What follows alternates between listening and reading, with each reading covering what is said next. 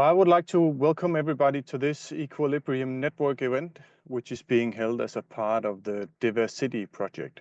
Before we start, I would like to let everyone know that this event is being recorded with a view to being shared with a wider audience. It will join our previous events, all of which can be found on the EQN's website. EQN is one of the core members of a consortium that is delivering the Diversity project, funded by the European Commission under the Horizon 2020 program. Diversity addresses the equation of social inequality, health conditions, and air pollution in cities. The consortium comprises 24 organizations and creates replicable pilots starting from 5 EU cities. One of those pilot cities is Aarhus in Denmark, who is introducing today's event. My name is Søren Jørgensen, and I'm co-managing local pilot activities here in Aarhus on stakeholder engagement and intervention design and implementation. I also lead the work on citizen engagement on a more global scale within Diversity. So during the last couple of years, I've witnessed the engagement of more than 1,500 citizens in intervention for equal, green and healthy cities across Spain, Italy, Romania, Germany and Denmark. So much creativity, so many ideas and so much will to act only sitting there waiting to be set free. And therefore, it's my great pleasure to introduce the intriguing theme of today's event. From vacant to vibrant cities, citizens reclaiming unused spaces with nature. We have a wonderful lineup of panelists today who are experts in their fields and come with inspiring case studies showcasing real-life examples of urban transformation through nature-based solutions and community engagement. We will hear from experts and practitioners from here in Aarhus, from Vinnytsia in Ukraine and Klaipeda in Lithuania. We hope this series will inspire a collective movement towards greener, more inclusive urban spaces where communities play a central role in shaping their future. I'm now going to hand over to EQN's founder, Caroline Cole, who will be chairing this event. Caroline will introduce each panelist before they speak, and we ask that you use the Q&A button to post any questions you may have as we go along. There will be a 15-minute Q&A session at the end of the 3 presentations, and we will try to answer as many questions as possible. Thank you. Please enjoy the event, and over to Caroline. Hello, everybody. Thank you for that introduction, Søren. My name is Caroline Cole, and I am the founder of EQN, and delighted that we are able to bring this event to you today. EQN's core aim is to enable women to have equal influence in the design and delivery of the built environment. To achieve our aim, we are a multidisciplinary, international network of women and men with a passion for equality, broad expertise, and experience in creating our cities. We include architects, engineers, landscape architects, contractors, surveyors, planners, policymakers and urbanists, environmentalists and climate change professionals, as well as people commissioning the design of the built environment in both the public and private sectors, NGOs, charities, people from academia and industry-based institutes. So we cover a really broad range of people. And anyone who supports our aims can say they are part of the network. But we do hold a database of people who are interested to know more about our activities or contribute to our work. So do spread the word about the network and make sure that you and your colleagues join. So now I'd like to introduce the first of our today's panelists, Sarah Cruz Cox. Sarah is a fellow Diversity Consortium member, and she leads various projects across the technical and environmental and health and care departments within the municipality of Aarhus in Denmark. In her work, she specializes in citizen involvement.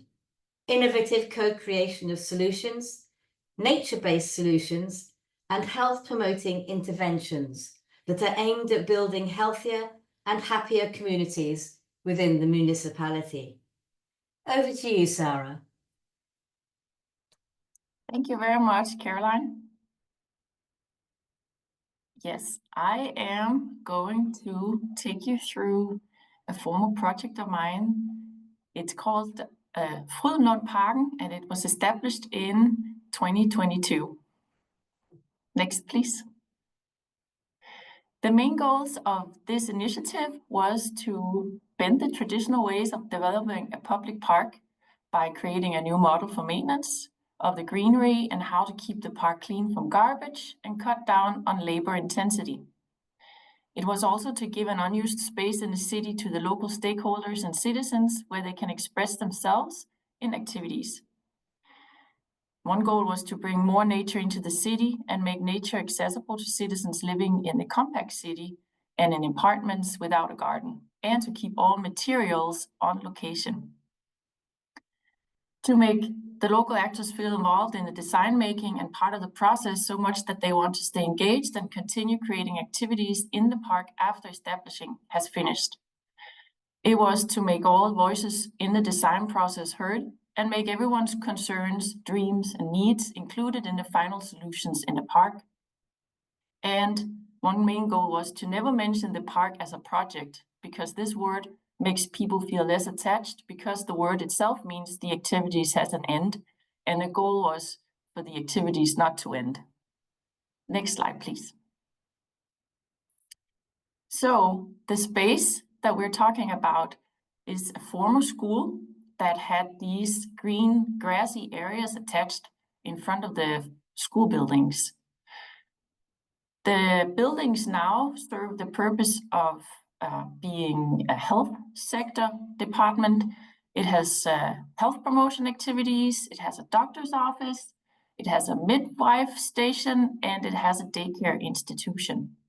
And the goal was to now bring new life into these green grassy areas that were in no use at all. Next slide, please. So the first step that we took care of was to do an actor mapping. It was to understand who are the key actors in the area, who are the possible enthusiasts, the resource people in the local area, who are the local ambassadors in the area, and how is the political and structural support around this local area. Next slide, please. Then we also did a mapping of the place using this place standard tool, and it is a very useful tool that I can recommend when you want to understand a place and its many different perspectives and obstacles. Next step, please. Slide. Before we started anything more, we also created a maintenance model. This was a new model that had never been tried out before in this way. We wanted to do a green care and maintenance park model, a new model with local inclusion of the citizens. So basically, the first level of basic maintenance was kept by the municipality, like it used to be done. The second level that we introduced was to bring in local actors and stakeholders that were working under the municipality, but it was in the health care department where, or the youth department, where they had youth activities and the health promotion activities. So a new activity could be that in the health department, they would now all of a sudden use green care and green maintenance as a health promotion activity. The third layer that we wanted to add to the model was to engage local citizens, NGOs, and communities, civil society communities, to also take part of cleaning and keeping the green maintenance in the park. So this maintenance synergy, as we call it, was what it was built upon. Next slide, please. So before we started even further, we had to know the green space, we had to know the current use of it in order to place the activities and the new solutions in the right places. So we had a green grassy area that was hidden behind a green hedge with no use at all. We cut the grass 21 times per season and nobody used it. We also had old pathways that nobody used because they were in a bad shape, and people were now walking their own grassy path to the grass. We had bench and table sets that nobody used because they were hidden behind a big fence. And to the right lower corner, you can see how we wanted to tie the three grassy areas together by also using the parking space that were in among the green areas. Next slide, please. So we kicked off with having an open park activity, invited in some of the local stakeholders and activities that were already in the area, and we asked for people to voice their concerns and their dreams and their needs and put them in the mailboxes so that we could go through them and start from there. Then by making these fun little activities, we tried to innovate people's minds of what could it be, this green space? Would there be a new urban garden, or would there maybe be flower beds full of butterflies and bees? Next slide, please. Then we did a workshop for the local stakeholders, and it's not so clear in the picture, at least not on my screen, but there you can see it's a pizza box in the grass. And one of the main concerns in that area is that what the grass area was used for was actually youth groups that would burn off old pizza boxes and have bonfires in the grass, and it was insecure to lots of locals, and they were also dealing with drugs in the area. So this is something that we wanted to create a better environment around and more safety and sense of belonging in the area. Next slide, please. So we ended up with a park draft full of people's ideas, and the next step was to give this new space, this new park, a name, and it was full of people's own suggestions for the park name. And this was a great idea to get people engaged and to name their new space. And everybody, I think we ended up with 10 different names, and then we had an online voting poll where people eventually, the name with the most votes won. Next slide, please. So we also created an event of naming the park. So it was sort of revealed in a fun way where we joined in together with the local citizens, invited everyone in the area to come and cook from local harvested greenery. And we cooked pancakes on the bonfires, and then we revealed the name, and people started digging in the soil themselves, because then they sort of had a sense of belonging and being part of creating this new green space. Next slide, please. Then we started the implementing of the new park. We did it so that no soil left the area, because that cost extra money for trucks to carry away the soil. So we kept it on the landscaped around it and made new hills and areas, and that created a whole new landscape in this grassy area. Next slide, please. Then the citizens really got involved now. They planted the new fruit trees and the herb bushes and the berry bushes themselves, cut down the trees and branches that were in the way for the new activities. Next slide, please. They also sowed the flower seeds for these new soil areas, which was very hard labor work because the soil was more clay and mud than we anticipated, but everybody raked and sowed the flowers themselves. Next slide, please. Here we also had the citizens that established an urban garden community. That was all within a few months, all this happened. And in the yellow arrow, you see how we kept this area free from activities and interventions, because this was the wish that the citizens themselves had to be able to start up their community garden in this grassy area. And here you see how they got started with the outlines. Next slide, please. Then very shortly after, already that same summer, they could start harvesting zucchini, flowers, all kinds of different herbs and vegetables they were harvesting, picking flowers for their kitchens and living rooms. And it was really very cool to see how active that became very quickly. Next slide, please. So here are the before and after pictures, a few of them at least. You see on the left, you see this grass area that was very inactive before. Now it was full of flowers, full of activities, full of community activities, people coming together around this urban garden. It was used for health promotion activities, like the yoga under the trees you see. And we did this in a playful way to tie that parking space and heighten safety on the parking area as well, where we painted footprints on the ground so that now all of a sudden the cars were able to see that there was people walking across this parking area. I think that was my last slide. Well, there was this one, and it's now even updated on Google Maps. I just found that out. You can see in the top where it was just a lawn earlier, and now in the lower picture you see how it's been updated with the new activities, the new pathways, the new areas with flowers, and how we removed the many areas of hedges that were kind of hiding away this green area. We removed that, cut it all down, and instead made these new hills with flowers where they can pick them or play in them, basically. Yep, that was it. Thank you so much, Sarah. What a wonderful project, and so nice to see people getting so actively involved, and citizens wanting to keep a bit for themselves that they were going to use, especially for their own garden and so on. So great to see the inspiration that came out of that project.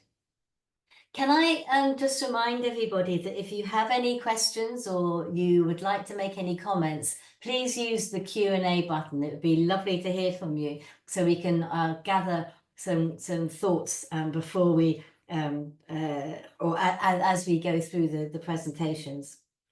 So I'm now going to move on to the second presentation, which is by Daridas Petrolevicius, who is the Deputy Chair of the Participatory Budgeting Working Group within the municipality of Klaipeda in Lithuania.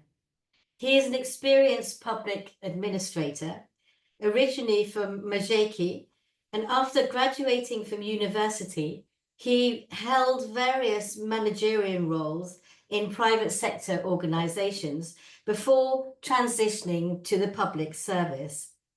And at the age of 25, he became one of Lithuania's youngest municipal elders, overseeing the Reikava district. Vinnytsia, over to you. So once again, hello everyone. My topic today is participatory budget in Klaipeda city municipality.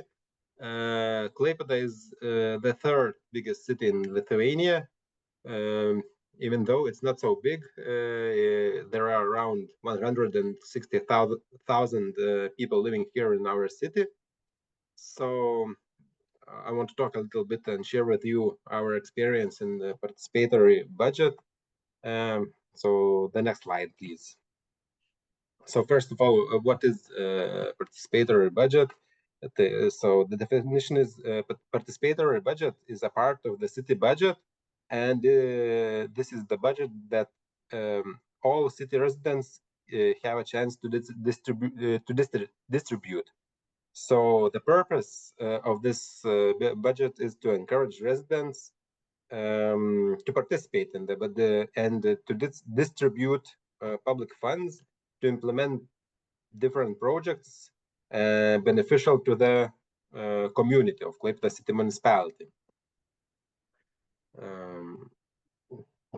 And the biggest benefit of it is that it increases the involvement of city residents, promotes different democratic governance, and it also improves our public environment, which is one of our main goals. And also the procedure of this is that our Klaipeda city municipality residents can initiate different projects for public spaces, and these projects are financed according to the procedure that is established by our municipality. The next slide, please. The whole process is divided into 3 phases. So the municipality allocates part of the budget to participating projects every year. The first stage is the submission of the ideas. Everyone who lives in Klaipeda or any person who knows Klaipeda and is at least 16-year old can submit ideas to applicate regardless of their place of residence. Then the second stage is evaluation and voting. Ideas are evaluated by the municipal working group, first of all. And the next step is that Klaipeda city residents can vote for their favorite ideas and select the most popular projects that are then implemented by Klaipeda city municipality, and the expenses are from Klaipeda city municipality. This year we have 200,000 euros for these ideas. So we will now we have the period of voting. So at least 2 ideas will be implemented this next year. But the ideas will be we will know the ideas like in a couple of weeks. So the next slide.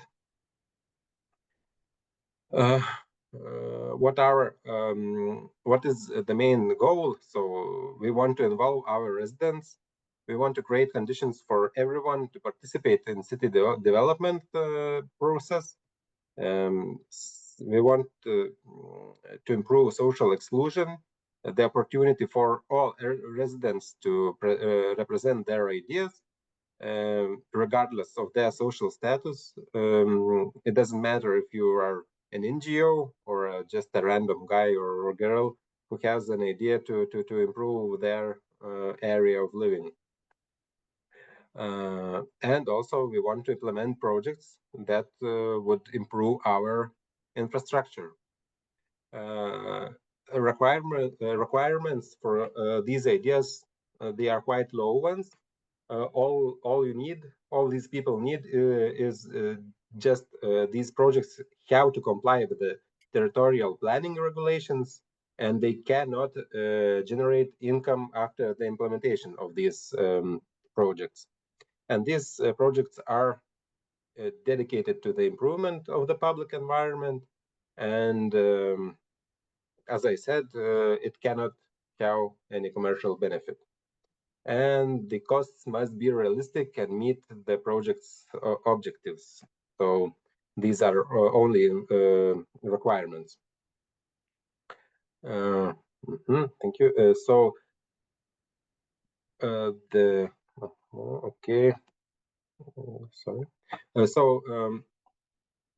How the ideas are submitted? So project ideas are submitted online, electronically, using the platform. In Lithuania, it's dalyvauk.klaipeda.lt. Dalyvauk in our language means participate. So participate.klaipeda.lt. And then we have the evaluation and selection process. So the first one, as I already mentioned, is an administrative assessment. Then goes work group evaluation. And the last one, and the most important one, is the public selection and voting. And this year, we had 24 submitted initiatives, and 7 projects met the requirements we had and were selected for further voting. The expectation was to have more ideas, to have more projects in voting, in a voting process. As last year and 2 years ago, we had more ideas in a voting process, but still we think that we will make some changes in showing this project, in making some marketing things in our cities to make it more popular. So we hope that a lot of people will give their votes for their favorite ideas, and we will have a chance to implement some beautiful ideas in our city. So financing structure and part of the budgeting financing. So every year the municipality allocates part of the budget. So as I also already mentioned, this year we have 200,000 euros. 100% of projects are implemented by municipality, and the project ideas are included in the city municipality's strategic plan. Well, the information about the approved projects is published in our municipality website. And also the next slide. Here I will talk about some implemented ideas. So it's the fourth year of this project. Mostly we have the ideas of children's playgrounds. They are already installed, some of them. Multifunctional extreme running training ground was built. Sidewalk was built. A leisure space was created in one of Klaipeda city districts. So we have the result of improved city infrastructure, and the most important thing, we have increased some resident involvement in managing some public places, as most of these places were in some way abandoned places in our city. So the last slide should show you a short video where you will have a chance to see some ideas that were implemented in our city.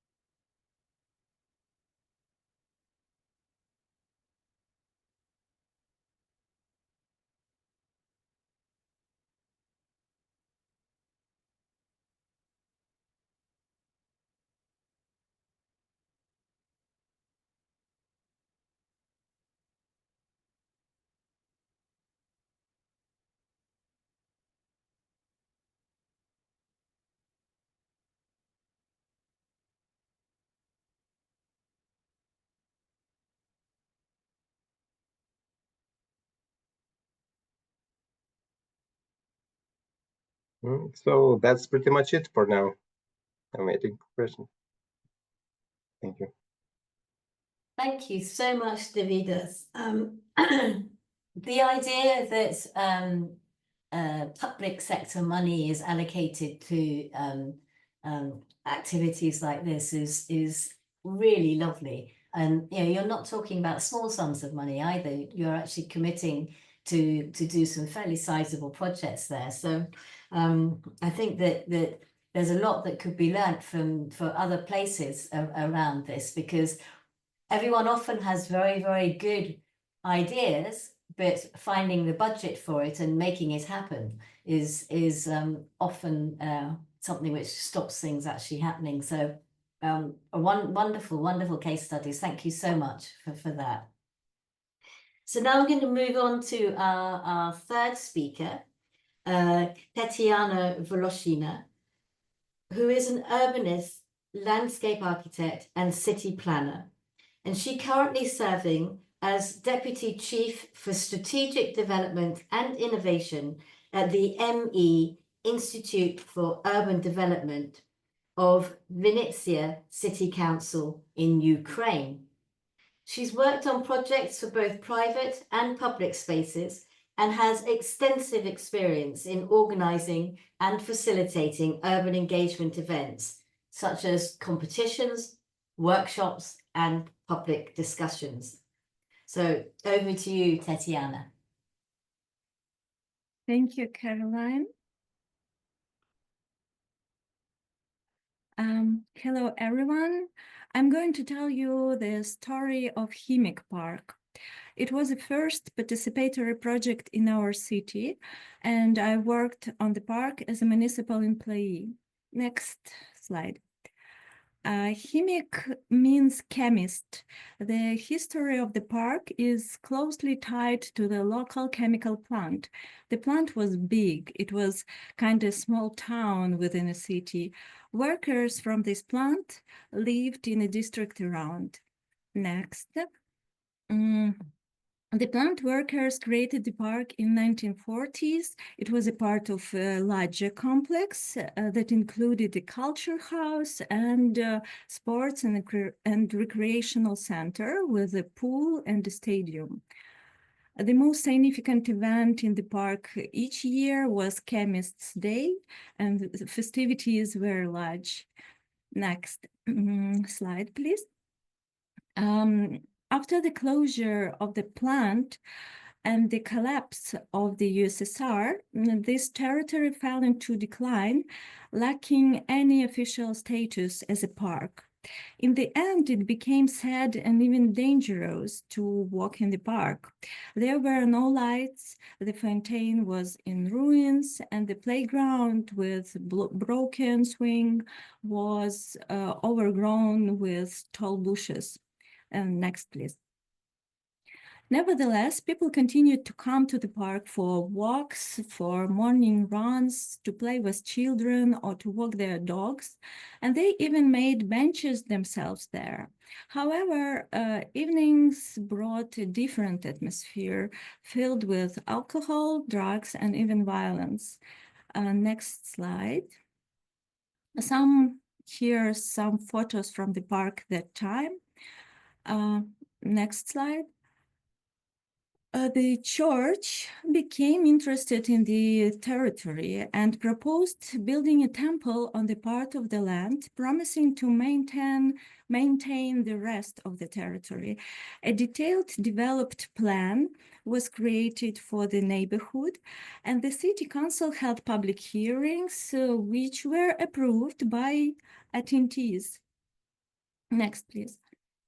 Local media activists and political opposition highlighted this news, sparkling a tense discussion about the future of this urban area and emphasizing the park's significance to district residents. They made it a scandal. Having collected over necessary 1,500 signatures, the activists submitted a petition to the city council, to the municipality regarding the park. Next, please. As a result, the city council made a request to our organization, which belongs to municipality, Institute for Urban Development, to discover the truth. Is it a political game? Who are those people? Are they real residents? And how do they use the territory then? What are their real expectations and needs in a park? Next, please.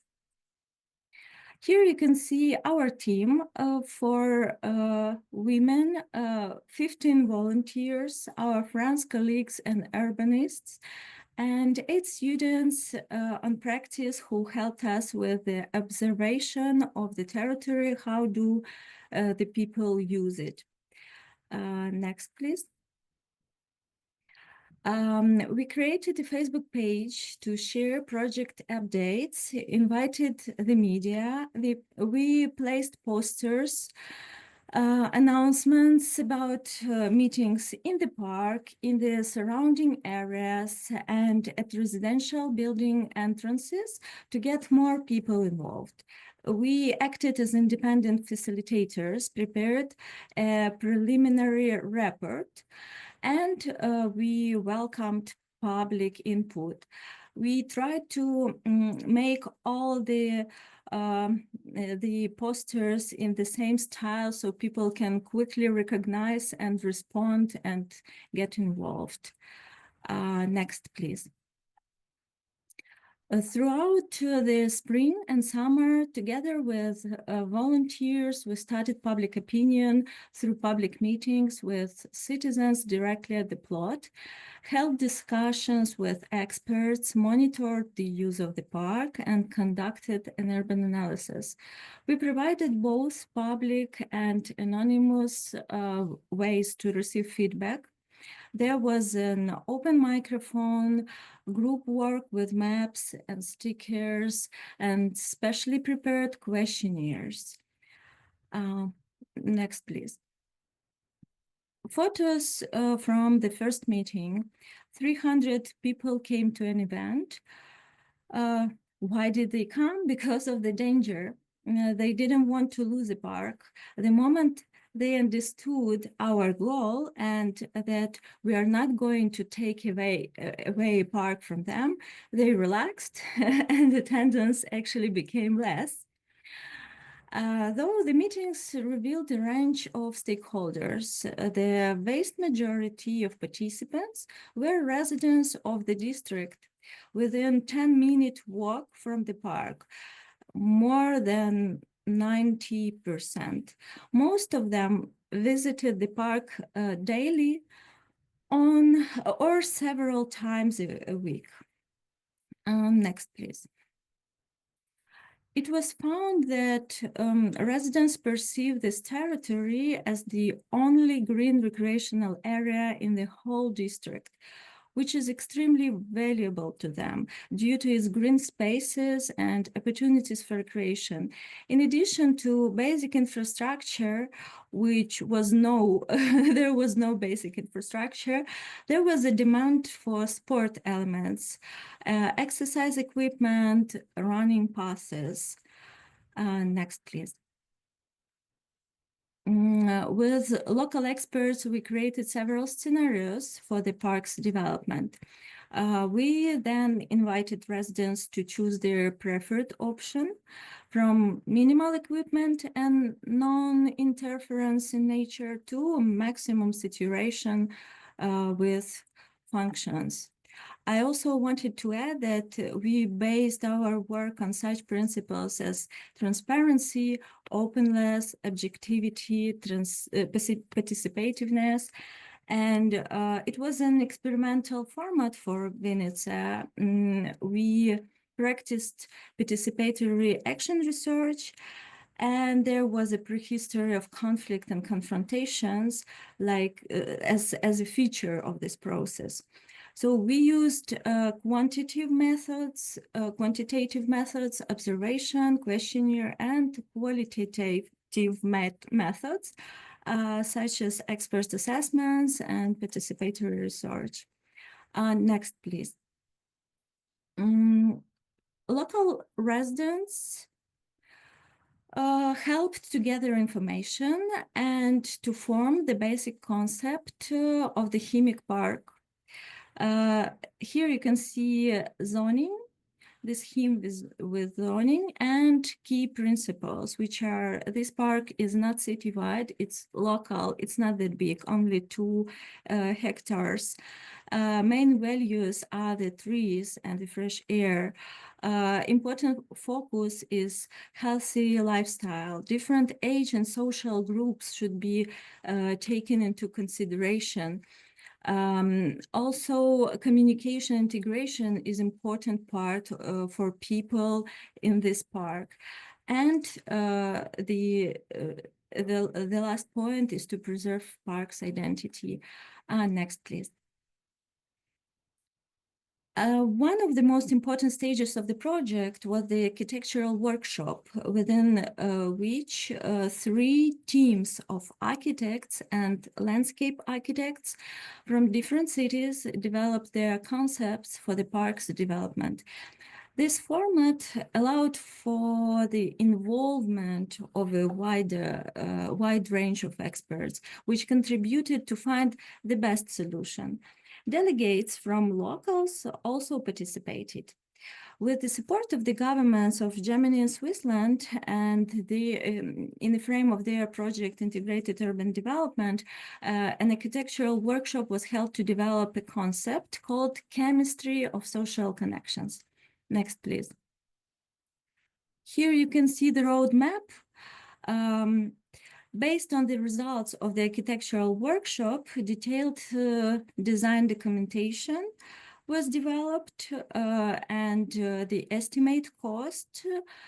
The project was financed by the city budget, from the city budget and through international technical assistance. The governments of Germany and Switzerland provided consulting and financial support in an amount of 50,000 euros for the project implementation, though the whole project estimated 1 million euro. Also, the process of giving the status to a park, the budget funding procedures, choosing the developer, the reconstruction itself with stops because of the COVID and because of the full-scale invasion of Russia, made this process longer than people expected. So sometimes these people asked us, will everything be fine? And they were in touch with us. After park opening in last summer, we also provided post-monitoring and post-survey to compare the difference, and we found out that the amount of people rise twice. Next, please. Here you can see some pictures from the park. Among the project's barriers were social tensions and risk of conflicts. Also, the presence of political figures at our event, including 4 mayoral candidates and opposition parties representatives. So it was a risk of self-promotion and influence on the process. Also, internal lobbying within the municipality. So it was important. It would be a significant threat, potentially leading to the suppression of the initiative for years for citizens if something goes wrong. The church appealed to President of Ukraine for support, but they didn't want to contact us and visit our events. Balancing the interests of various groups was also the point. High cost of reconstruction, ensuring the quality of the reconstruction by the developer, and non-compliance with the project was a risk. Next photo, picture, please. So this is my favorite photo. I made it when I visited the park after the reconstruction. Yeah, I was really happy. And the last slide. The renovated Chimic Park is a result of cooperation between the authorities, municipality, and the community. And thanks to the active involvement of residents, the park was preserved, improved, transformed into a nice place for recreation, socializing, and we kept the nature also. Thank you for listening. Thank you so much, Tatiana. Wow, what a project of juggling so many different people with different ideas and trying to get everybody on board without too much political favor and lobbying and so on and so forth. It sounds but amazing also the numbers of people that you had involved and who were interested in the project as well. Which is fascinating. So thank you, first of all, thank you so much to all of our speakers. Some very interesting projects around Europe, but also some quite provocative projects to see what is going on. I have been looking at some of the questions which have been coming through, and I think one of the questions which perhaps for all of the speakers to think a little bit about was the professional help that was given to the projects in terms of making it happen, in terms of obviously kind of administrative coordination, insurance policies and so on, but also the actual kind of design and construction help, and how was that put together and funded? I wonder whether Sarah, you could start on that question. Mm-hmm. Yeah, I saw the question of how this was funded, and we actually had a pretty low budget for the park area that we developed. It was 65,000 euro that we were granted from the municipality budget, and this is the limit that I had. I was the project leader of this project, so I did the engagement and the mapping and everything, and coordinated with the entrepreneurs, and had to keep it within this budget line. It turned out that because it created a lot of interest, there was another department and section within the municipality that actually wanted to donate some money so that the citizens could get this basketball course that they were dreaming about. We had at first in the planning just anticipated a new basketball net in an area of the parking area that was there already, and the citizens were okay with that. But then, because it seemed like there was actually a higher interest in the basketball as an activity in the future, that we first anticipated, the sport department came and donated money so that they could get a whole basketball course. So we had to, all of a sudden, I had like so many more tons of soil that I had to find a place for in the park, because it wasn't planned first that we would make a whole basketball course. So we had to, just go with the flow as this developed. So that gave us an extra 12,000 euro just for the basketball course, because we had to remove so much more dirt than first planned for, and actually also cut down a couple of trees, and these were also kept in the area as training for the health promotion activities. They were using them for fitness, exercise furniture, actually, the wood that was cut down. And yes, it was a municipality area. I saw that there was a question about this as well. So land ownership was with the municipality. Yes, yeah, and then the local communities and stakeholders, they are sort of we have drawn up a contract of them using the area, and then I check in with them every once a year probably to see how their activity is going and whether they're satisfied or whether they want any changes happening. Brilliant. What about you, Davidas, in terms of the administrative support and professional support that was then given to projects?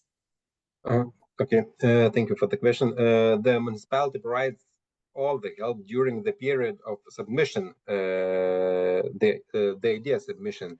So we have created a group of municipality professionals who have different competences, and they can provide with all the knowledge that is needed to submit the idea and to make it as easy as possible to submit the idea.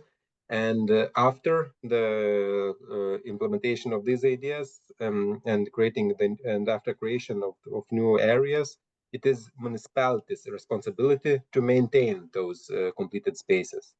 So yeah, pretty much it. Brilliant. And Tatiana, you obviously involved architects with competitions and so on. What about the actual sort of administrative side of making things happen? Well, from our side, Municipal Enterprise Institute for Urban Development, which I am a part of, and at that moment I worked for it. We managed the whole process from the beginning. When City Council asked us to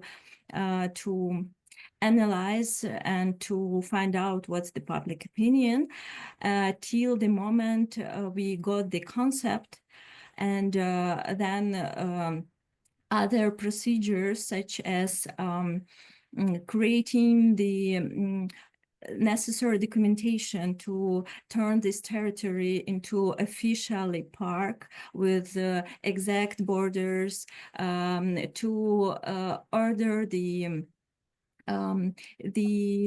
project, to develop the project, to make the estimates, and all of that procedures, they were held by profile departments. And during the process, we also had support by GIZ. It's International Relation Organization of Germany, who helped us with an international expert in working with revitalization of the objects. And also, I'd like to point on the fact that actually NGOs and activists were involved that much that they did the part, almost the half of the organizational work, such as they brought the tables, the chairs, they shared the information also, they helped with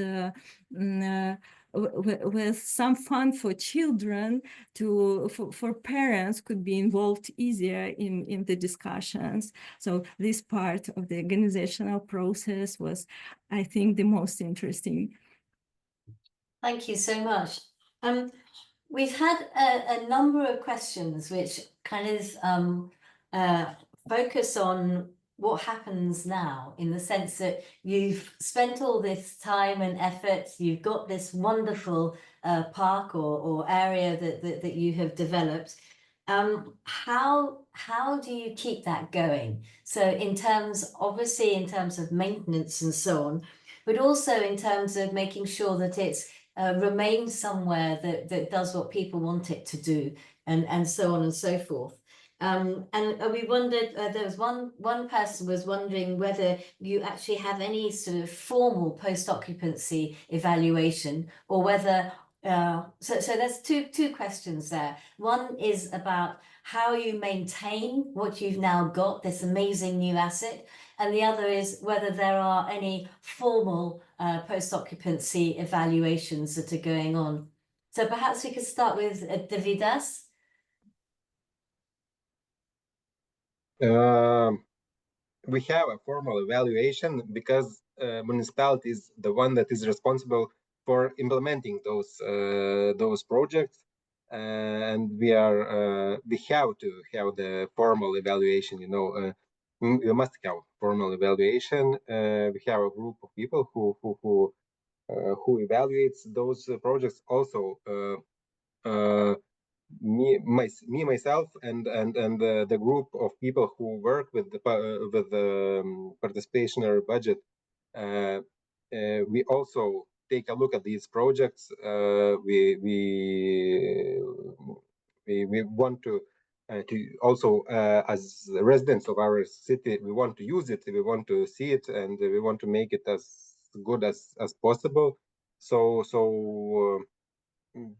one from one side it's the official evaluation, and from the other side it's residents evaluation. So yes, we have the formal evaluation, and we must have it as municipality.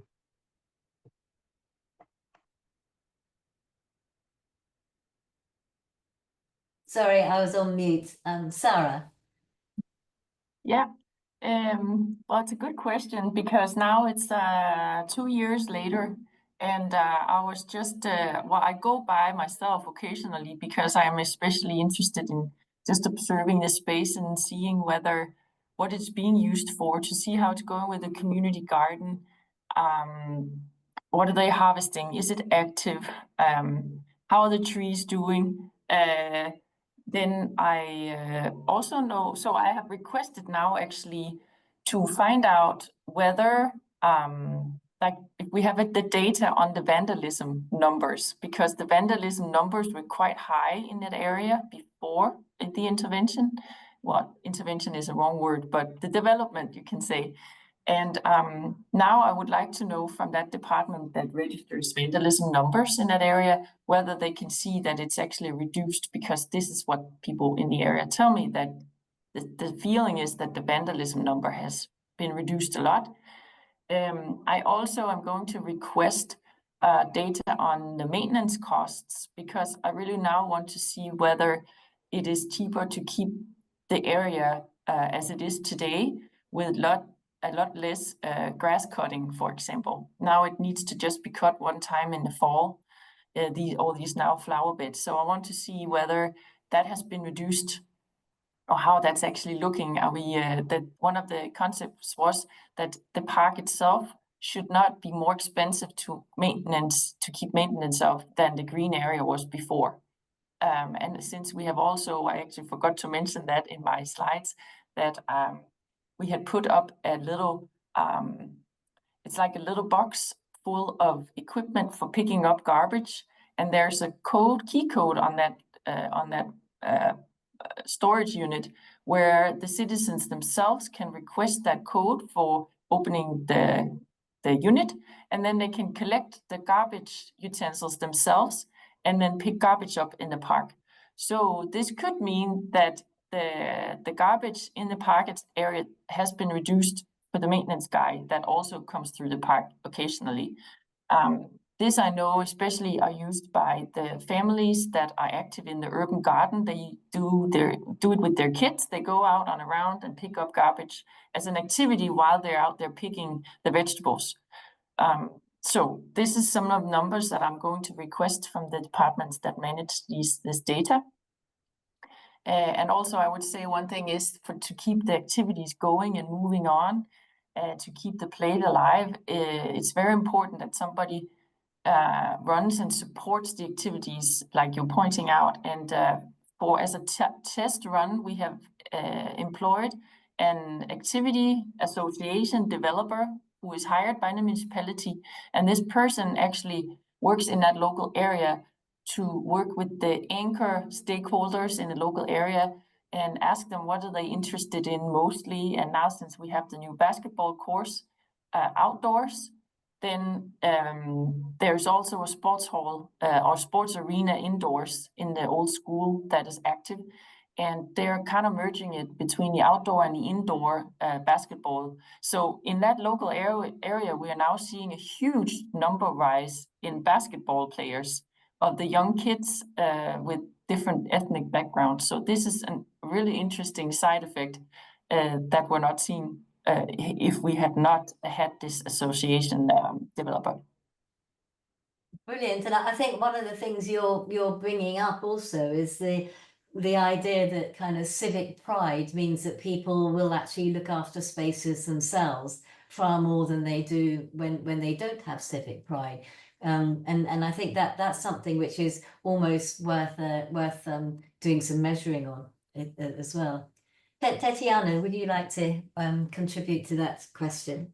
If we talk about maintenance after the reconstruction, municipal enterprise, which is called the Directory of the Parks, now take care of the territory. These are additional costs, and I wouldn't say they are like the maintenance is perfect because of the restrictions, how much of the city budget is possible to spend due to the work conditions. We have other priorities. but still we have an organization whose responsibility is to take care and take a look and fix anything what's important to fix. If we talk about the monitoring afterwards, to take a look what's the result, what's the change. First of all, we made a survey. We used the support of students for that. So we prepared short questionnaires and they went to the park after a year of the opening, and we asked them, do they find the result in accordance to those principles demanded at the beginning, like key principles and basic concept. So yeah, we got good results in all of the points. That's important thing. And also we checked how do people use the territory. So the transit actually dropped, the duration of visiting of the park rised, and the amount of people rised twice. And also we'll answer shortly the question of Jane about the antisocial behavior. Well, if did it stop after the reconstruction? Well, yeah, if during the abundance period of the park, we did hear bad news every month since the reconstruction. All the news about the park were good, were nice, fun, and happy. So no such criminal or other stories about. That's a lovely thing to hear as well. Thank you so much. One of the other topics which has come up in the questions is about communications and about how you in each of your different organizations and countries, how you manage to get people involved and how you actually got people to get involved in making the changes and even knowing about it. I'm thinking, the road I live on has a little park where there's a place for people to play, children to play football. But if you live in the next door street, I don't think you even know it's there. Do you know what I'm saying? So I think there is a question of how did you communicate that you were going to be doing this amazing thing? So Tatiana, maybe you'd like to start. Well, I will answer shortly because I already showed the approach in the presentation. So first of all, people needed to do something, get involved and demand it. So in this case, they were already ready. If there is a danger, they will come for sure. If not, you involve only the most active people, but there were chats, and there are chats in different messengers, and if you get in contact also with local activists, they will involve people from those chats, and it's much wider audience. It's like additional option I haven't mentioned. Because I think one of the interesting things when you have a lot of activists who have a loud voice, how do you get people who maybe don't have quite such a loud voice or who are quieter to get involved or to express an opinion?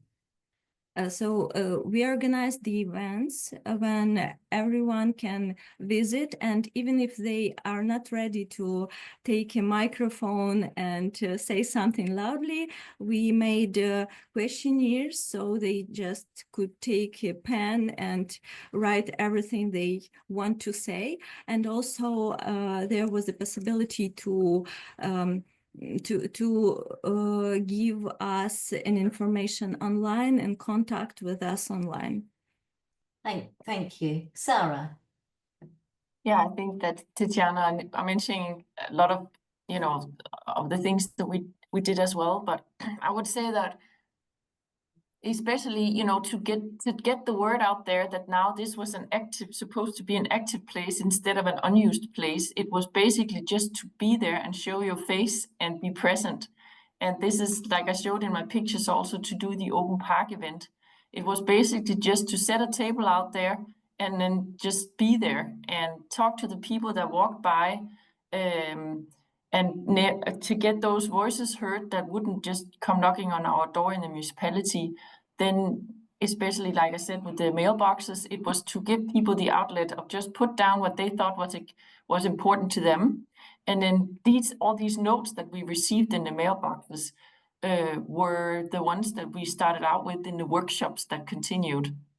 So it was really the voices that dropped in the mailbox, literally, that we kind of took the outset and offset, and then especially to get the ball rolling, to get more voices heard. It was to really reach out to the anchor people in the local area, because like Tatiana is saying, then they will attract more people and they will create the buzz, because yes, we cannot reach everyone just because we make ourselves present and stand there in the grass. But I would say that honestly, some of the things that attracted most people would be the bonfire, the cooking, the food making. That is an amazing way to get people curious, and lots of people would just come over and ask, "What are you doing? Why are you cooking here in the middle of the green area?" And then people just would, make themselves a seat and start cooking with us. And that was just a very, very nice and very easy and very cheap way to get people talking and involved and curious about what was going on. What a lovely idea. Davidas. So I think the communication is one of the weakest sides of our project, but we use many different channels. We use newspapers, we use Facebook, we use Instagram, we use different mails. We send mails to NGOs. We send emails to any contacts we have in our municipality. But I think what would be more what would be a better way to include the society? We are thinking about workshops in the future. We also had some ideas of asking and inviting some of influencers who would impact somehow and this situation. So we still have some place to improve, but the idea of making food, I think that would be a great idea, and it would work here in our city as well, just to make some noise. Tatiana. I have a comment on Davida's participatory budget.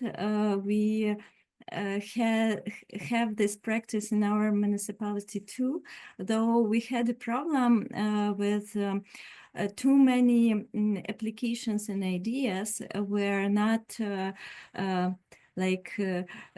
didn't meet the demands. So we had to make one more step, like inside of the municipality, there was a person who worked with those people to make these ideas more realistic and fit better. Do you have same problem, or and do you manage it somehow?